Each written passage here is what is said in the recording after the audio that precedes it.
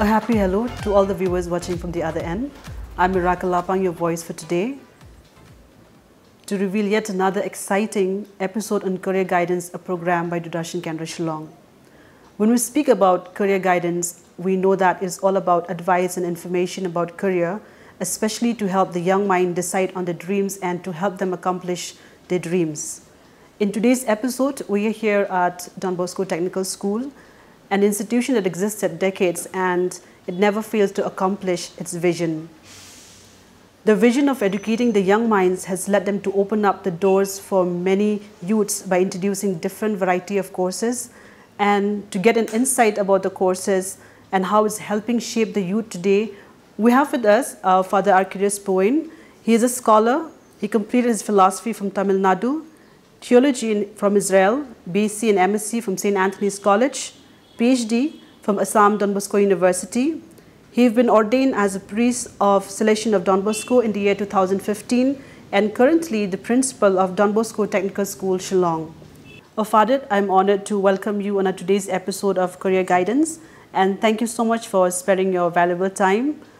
And to begin with, viewers, we have interesting question lining up so that we can get a better understanding the elements of career guidance from the bird's point of view. So to begin with, Father, how did Don Bosco Technical School think of setting up such interesting and unique courses since back then until date? So first of all, it started with Don Bosco, who was an Italian priest since 1841. He was in the city of Turin in the northern Italy. So at that time, it was during the Industrial Revolutions, and many of the young people from the villages, they start migrated to the cities. And then when they are in the cities, Don Bosco, he found many of the people from the countryside were ill-treated, and then they were jobless, and so many of them end up in the prisons. So Don Bosco, he thought of doing something for them. He started formal schools and then non-formal schools, hostels and oratories, so that he can help and mitigate the problems of the young. And of course, he knew very well that there are a lot of problems also in all stages of human life, but then he focused on the young. He has a, so to say, a predilection for the young. He had chosen the young people because he knew that he can form them for the future. So he started from northern Italy. So we in Don Bosco Technical School, we follow the charism of Don Bosco.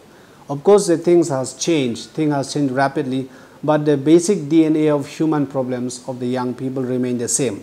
So actually, the Salesian of Don Bosco arrived here in Shillong on the 13th of January 1922. And Don Bosco started since it was established since 1923. So now we are 100 years old. So that means we are an institute that has been started for so many years, and we follow the charism of Don Bosco. We want to imitate Don Bosco. Of course, we cannot be like Don Bosco, but we try our level best to be like Don Bosco. And this institute is affiliated to the National Council of Vocational Training, NCVT, under the MSDE. And of course, in the state, we are directly under the DECT, that is the Directorate of Craftsmen and Training here in Lower Shumer. And right now, we run some few courses. So actually, we started since 1923, and now we are still going on. Yeah. So it's been decades. Yes. So can you just give us a brief about the courses that is available here at your institution? Okay, so here we run mainly 4 courses. One is the ITI, Industrial Training Institute, where we have the electrician, the wireman, the carpentry, the welder, the machinists, stenography, DTP, and motor mechanics. So these are the ITI courses that we run. Also, we have non-formal courses, which are basically 6 months duration. We have also this one carpentry. We have also welder and then other courses. We run these courses because we are unable to take all of them in the ITI. And of course, these non-formal courses, we don't have the affiliation to the central government. We also have courses like Tata Leap, Electrician Leap. This is in collaboration with some companies like Tata company as well as Hyundai.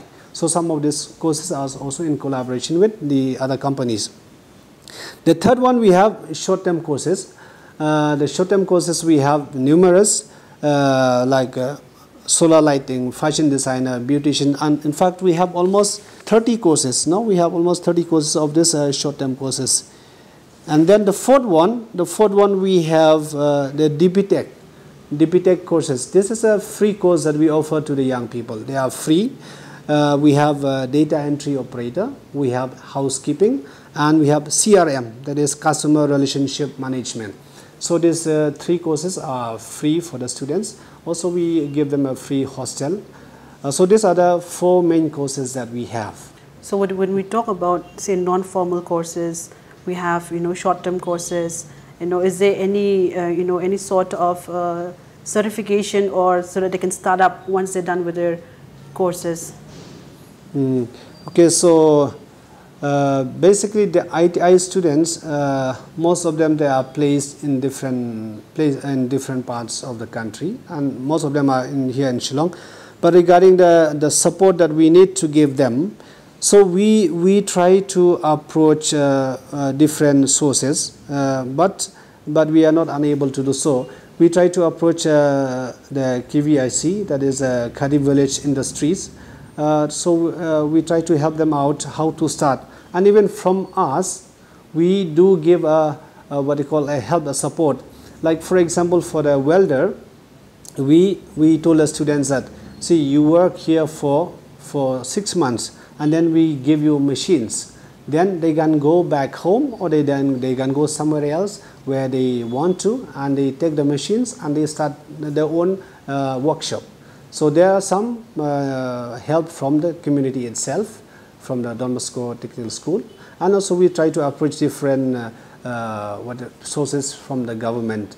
We have a placement coordinator here, where she goes and approaches different sources here in the state of Meghalaya, and they help out the students to start their own workshop.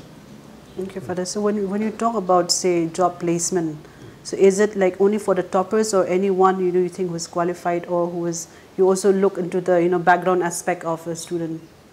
To say about toppers, because we usually we have very few, because all the students who come here, they are either the students who fail, who got very low mark, who have nowhere to go, and so they are the leftover students.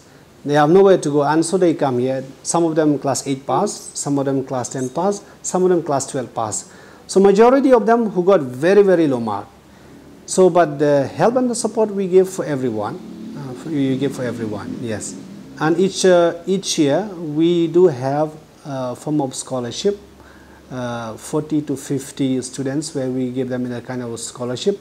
So the criteria for scholarship is they should be good student, they should come to class regularly, and they should be from a family who are BPL. So that's the criteria for helping some of the students. All right. And when we talk about many courses, as you said that you have got 4 different sections of courses, and then how up to date are you, when it comes to the equipment and technology, because it has been started since back then and it's running till date? So nowadays you see that the technologies are moving so fast, and we are unable to pace with the technology, because very, very difficult. For example, the mobile repair or automobile. So the different types of car that is updating every time, so very difficult for us to update, but we try our level best.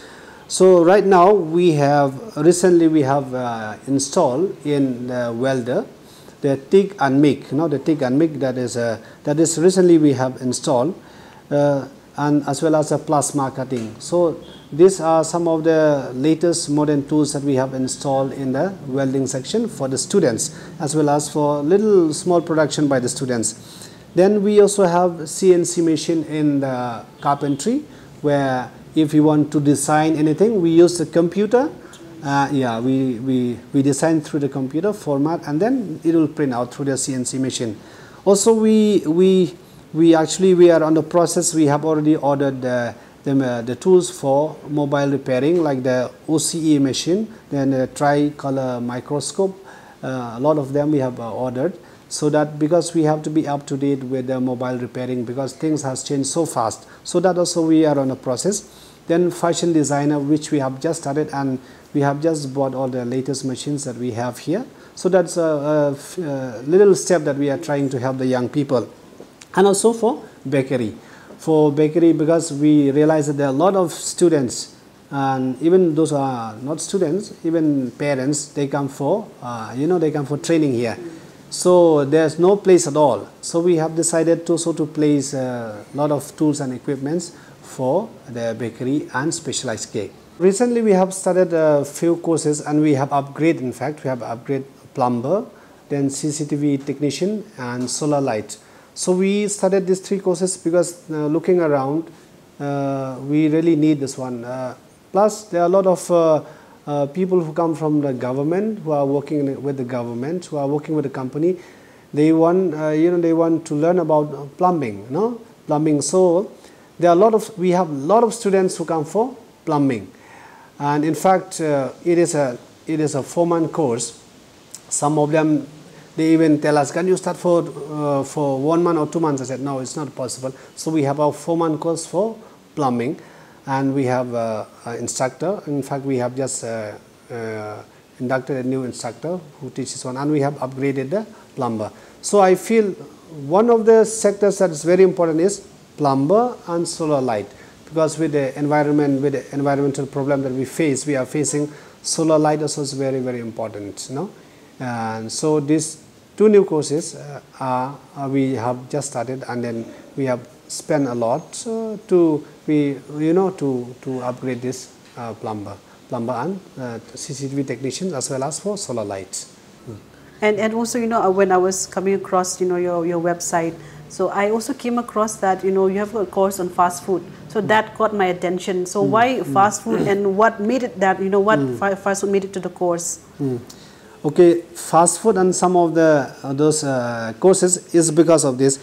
We realize, why do we take these courses and not other courses? What are the factors? So the 2 things here. One is when we try to assess, when we try to evaluate the situation here in Shillong, here in the state of Meghalaya, we see that some of the students they are very interested in some few courses, and they are very good at it. It comes very natural to them. For example, beautician. If you train student as a beautician, they are very good at it, because by nature they smile, they are gentle, they are hospitable. The attitude is very good. So such courses are good. And plus fast food.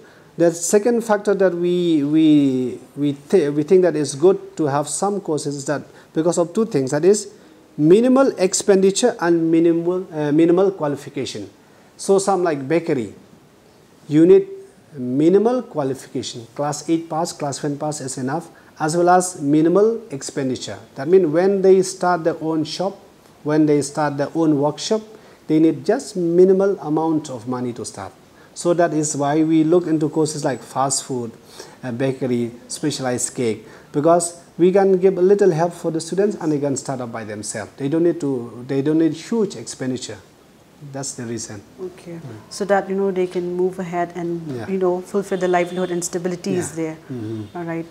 And also, Father, are the fees for all the courses affordable? Because as per the the history, these courses started up because they had a target audience in mind, like they had for the orphanage, for the underprivileged. So when you think about the fee structure, do you still have that in mind?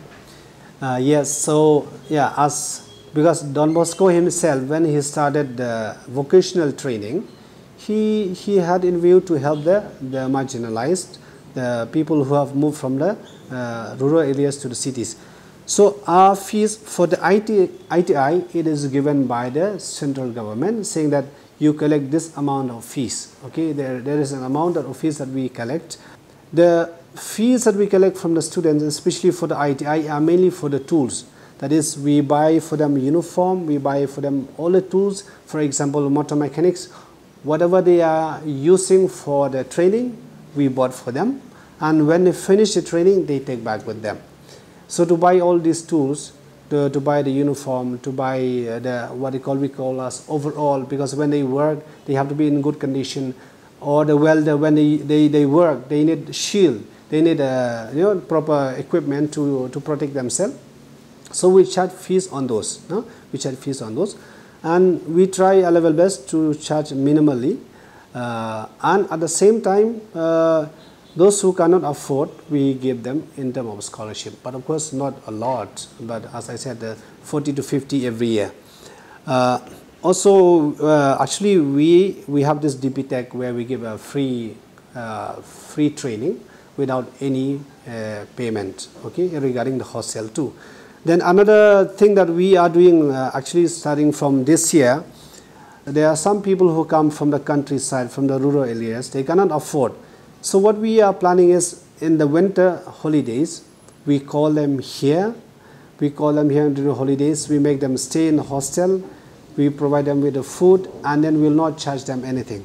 And we'll just pay from our side to the instructor. So we'll give them, we have to mobilize this. We have to mobilize. We have people to go and mobilize also to tell that these are the courses that we offer here in Bosco Technical School.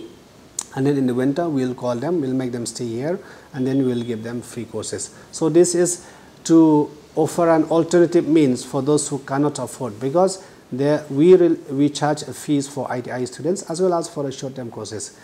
We also charge fees like for short-term courses, for example, like for bakery, only because they need the ingredients, whatever ingredients they buy, so we charge from there. Yeah. And when you're talking about DB Tech courses, is it available only for the BPL or?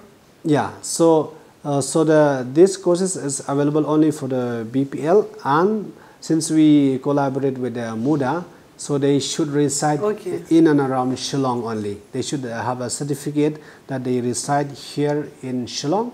Then they'll be from BPL, and then we take them for the admission. And this is 100% placement. We have a collaboration. We have a a link all over India. That means in all the cities in India, we have a link of Don Bosco Net, where when we place the students, also we make sure that they are in a safe place. Of course, it's not very easy. It's very difficult. Yeah. Okay. And at present, what is the current strength of the student? The current strength of the student overall. Okay, overall, the ITI we have ITI and non-formal courses we have 390, but the short-term courses and the non-formal courses we have almost 1500. Yeah, yeah. But of course, each time is different, because there are some of the courses which is 1 month, some 3 months, some are 4 months, some are 5 months. So the total strength is different at each period of time.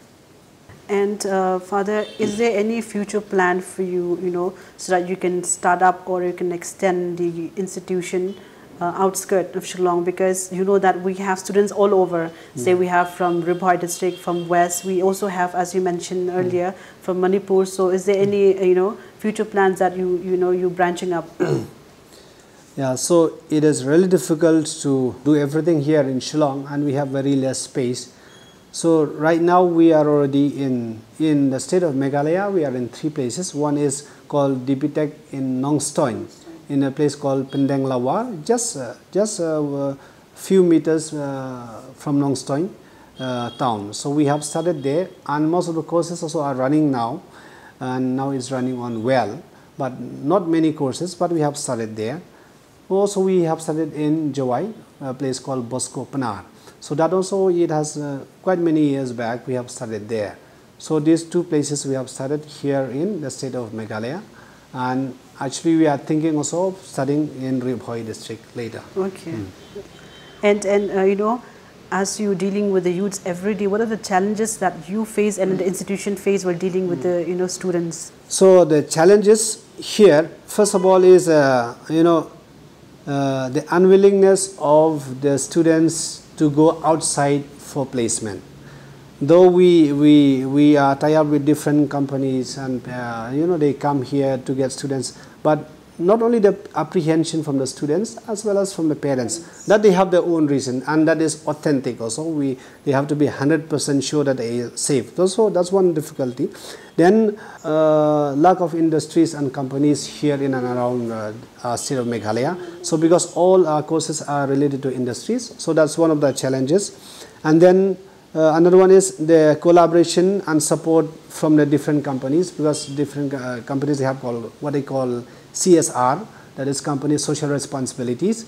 So when we approach to them, most of them they turn us down because of the various factors. So unlike when you are in Mumbai, when you are in Kolkata, you will have a lot of CSR companies who come and help the institute, but not here.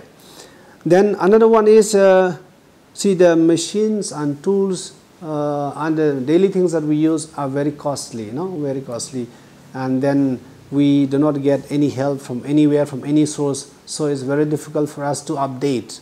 But at the same time, we never get discouraged, because our objectives here, the main reason is that we form the students to be honest citizens and good Christians. So that's the main objectives, and as long as we can help few students who can stand on their own legs, that is much better, and we will go on. And of course, now one of the main challenges that we face here is because of the new trend in the state of Meghalaya, where people are involved in so many anti-social activities, and they are not interested much to come to school because of broken families or because of this. Because when a student doesn't come to school, or when they don't come to school, we cannot just tell him that I will dismiss you. No, I cannot, because when you start talking to the student slowly, then he started sharing that my family problem is like this, I have a single parent, all these. So the biggest challenges I feel now is this, that young people are so different, and the family background is very different from maybe 10 years or 20 years back. So we need always a counselor to help young people. Not only training, not only giving training to them, the skills, no, but we need to help them out, because many of them get lost on the way. So we have to push them out, we have to help them out. We have to be second parents also here in the institute. And as you also mentioned earlier that you've got lots of dropout who comes from all the places. So, by the time they are, almost at the verge of completing the course, do you have any kind of personality development or train them before they, step out into the world of, competition? Yes, in the ITI they have a subject called employability skills, where they have the personality development. They teach them how to appear for interview. They teach them how to apply letters, how to write their CV, and all those, because as I said before, most of our students are the left out students, the one who get low mark, the one doesn't get anywhere in the school or in the college, so they have nowhere else to go and they come here. So we have to teach them the basic thing, we have to teach them the basic thing. And of course, when we really feel encouraged, because when I look at the statistics, from 2010 to 2020, many of our students, see, they are only class 8 pass, class 10 pass, and class 12 pass. So they come here for ITI and non-formal courses. So according to our statistics, only the ITI students from 2010 to 2020, we have 1,139. And out of that, 79 of them were placed in the government sector. They are working with the government. And then number of students working in the private sector, they are 295. And then number of students who are self-employed, 171. And students who go for higher studies, for diploma, some of them they go also for BTech, 48. So if we see, more than 500 of our students were placed, they are working. So this gives us encouragement, that the satisfaction that we are doing something. It may be 0.01 percentage that we help out the students in the state of Meghalaya, or we just a little drop of water in the ocean, but still, seeing the statistics, it really encourages us to go ahead. We feel satisfied, Though they are left out students, they are unwanted students, but then they got a job, It may not be a white collar job, but they get a job. So that's a satisfaction. All right, Father, you know all the answers that you have mentioned, have covered up overall. So, is there anything that you want to add up on your behalf? Yeah.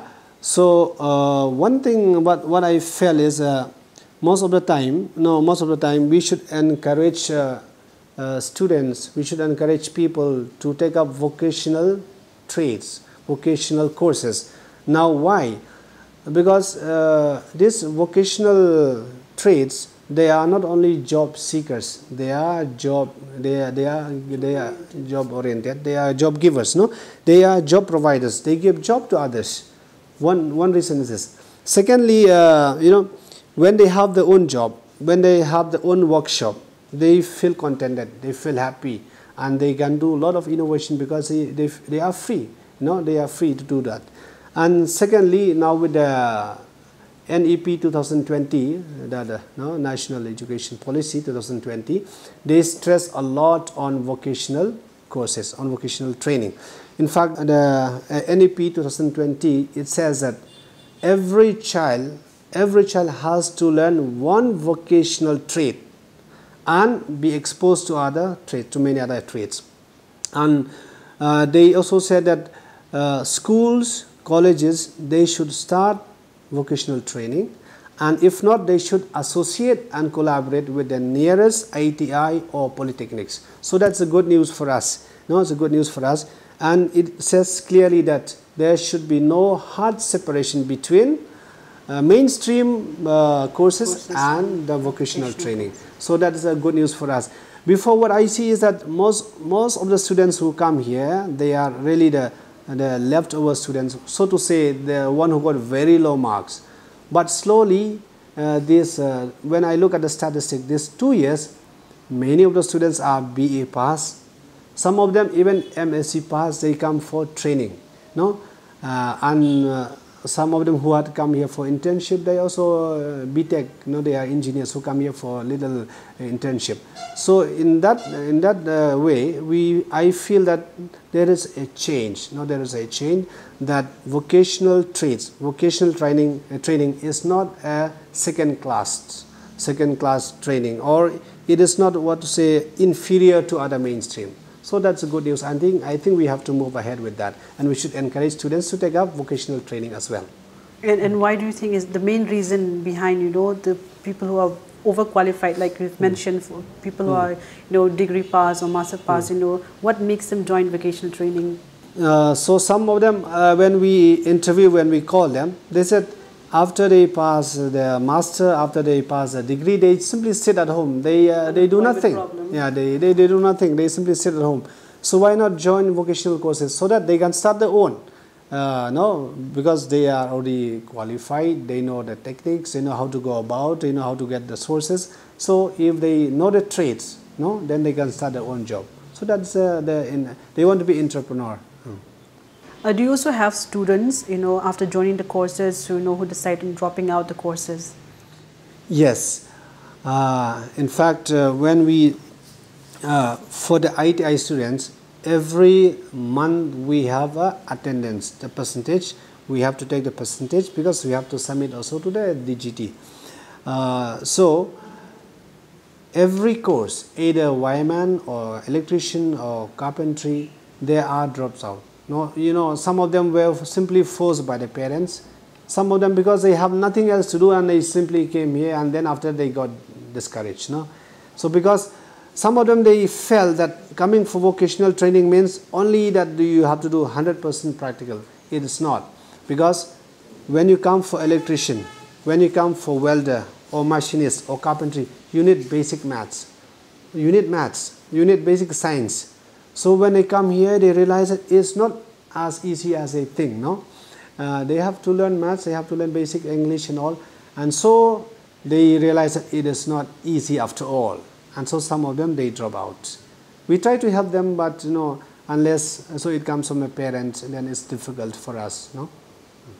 And what about accommodation? Do you have accommodation for students who come from outstation? Yeah, for the boys, we have a hostel. In fact, we have now 130 boys in the hostel. So people who come from Manipur, from Longstown area, from Nongpo, from other parts of Meghalaya, we have hostel for them. They stay here, they do the training. So most of the students who are from far away, they stay with us. If they don't stay in the rented house, we have a place for the boys, but not for the girls. Fees for the boys. Mm. What about the fees for the hostel for the boys? For the boys, basically the managing committee, they take only for the food, no? Mainly they take for the food. So minimal that we take. So not like the hostel that we give it outside. I mean the hostels that are outside is rather costly. But of course, because we don't have single room for each individual, so also the price is low. Yeah. Is it kind of dormitory? Yeah, kind of a dormitory, yes. Any future plans of setting up hostel even for the girls? Hostel for the girls, that we have not thought. Maybe in the future we can think about that. In fact, we wanted to start some courses only for the girls. There is also an offer from the company that why not to start some courses for the girls for automobile. So we thought that, you know, and it is encouraging to see we have 1 or 2 girls who come for, you know, for motor mechanics as well as for electricians. Otherwise, before when they see a girl, oh, she's in a motor mechanics or she's an electrician, people will laugh. But now we see that they are coming. So it's a good sign. All right. And overall, how are the students doing here? Overall, regarding the academic, we are struggling. We have to work hard because, as I said, they are not a bright student. Okay, so we have to really work hard regarding that. And regarding the ITI, we have to appear for the from the central government exams. Now they have introduced what they call as CBT, that is computer-based tests. So computer, so they have to know. We have to teach them the computer also because the exam is computer-based, and so it is difficult for us, to help them out, because if they fail, they have to repeat. They have to repeat, and if they have less attendance also, they will not be allowed to write the final exams because that is the instructions that we got. So once if the student fail, do they have to repeat the courses, or they have to put up the fees, or no? It's a continuation. That means no, they'll be staying back home. They will not be coming. They have what they call as supplementary exams. Oh, supplementary exams. They have the supplementary exam. They come before they have to register, and then we have to tell them. We have to inform them because everything is online. No, we have 2 staff only to do all the online connection with the students and the government. So we have to tell the students when they are home or they are working, we have to tell them, please come for the exams. And according to you, overall, which department is doing better, according to your statistics? So according to our statistics, if you see in terms of the students getting job with the government, they are from electrician and motor mechanics. So that is the reason why many of the students, they come here, they want electrician and motor mechanics and wireman. Yeah, so, but the other courses, welder and carpentry, these are the 2 courses that many students became very rich within no time. When they start their own workshop for welding, because they need very few equipment, and for carpentry as well. So these 2 trades, many of them are self-employed. Okay, many of them are self-employed. Right. So, Father, before we wind up the session, is there any advice that you want to give to the youth so that they can move on with their career, since you're on a program based on career guidance? So I would say the students, they should never feel that vocational training are second standard or they are below the others. We should erase that stigma in the society. So as the government as well, they stress so much about skilling India. The government of Modi really stress a lot about skilling India, and we have meeting after meeting with the government how we should encourage the students to skill themselves. Because you go for BE, you go for BEC, all those are needed. Okay, but at the same time we need skill. There are so many companies who come to us that they need students who are skilled. In fact, if the students are ready to go out, even to go abroad, we have companies who come here, you know, how come here all the time requesting us, can you give us students? We wanted to send them abroad. We want to send them to other parts of the country. So I would encourage a student not to shy away, but to feel proud to take up vocational training. No, that's my message. All right, Father, that was, you know, a very interesting segment interacting with you on one-on-one. Thank you so much for the motivational advice and once again for sparing your valuable time. Thank you so much, and it's a pleasure for us from Don Bosco Technical School to have you. God bless you. Thank you. And so viewers, we have come to the end of the program. Keep watching Doordarshan Kendra Shillong. Till then.